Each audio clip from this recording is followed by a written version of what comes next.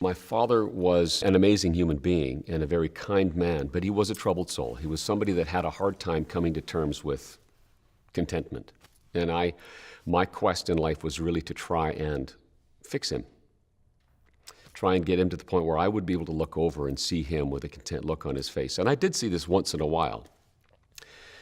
But we used to have these Sunday night calls. I was on the call, and he was particularly down in the dumps. I could just tell he was speaking in a very soft tone, and so I talked to him for about half an hour, and I wasn't getting anywhere. And I started feeling, well, okay, I'm gonna need to ramp this up tonight, or do something, anything I can.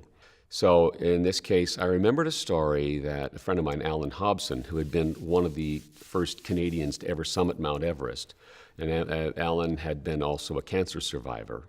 And when Jane, my wife, was diagnosed with cancer, I called Alan for a little bit of support and guidance, and he said, "Mark, I'll share a story with you," and it's the quote by the cartoonist Bil Keane. And he said, "I want you to really listen carefully to what I'm about to say." And he said, "Yesterday is history. Tomorrow is a mystery. Today is a gift. That's why they call it the present."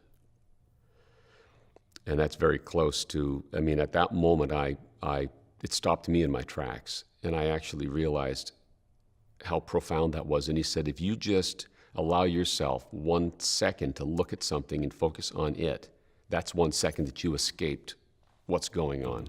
So I told my father this story. I said, "Dad, I want to tell you a story." And I told him this, and he freaked out. And he said, "Oh my gosh, it's crazy." Anyway, a few months later, he passed away, and I was down in Utah helping my family take care of my father's affairs. And I walked into their apartment, and I walked up the stairs, and the first thing I saw was this yellow sticky note on the mirror. And written in his perfect architect's handwriting was that message. And I thought, well, that's really cool, great reinforcement, and it's really neat that he thought of enough of what I had said to actually write it down. Well, as I made my way through the house, everywhere I looked were these stick-em notes, like on his bedside table, on the mirror above his dresser, on the fridge, on the VCR, in the kitchen above the kitchen sink, in the dashboard of his car. At that moment, I realized that even though he wasn't around for me to kind of acknowledge that he truly had found purchase in what it is that I had shared with him. And it was a pretty powerful moment for me.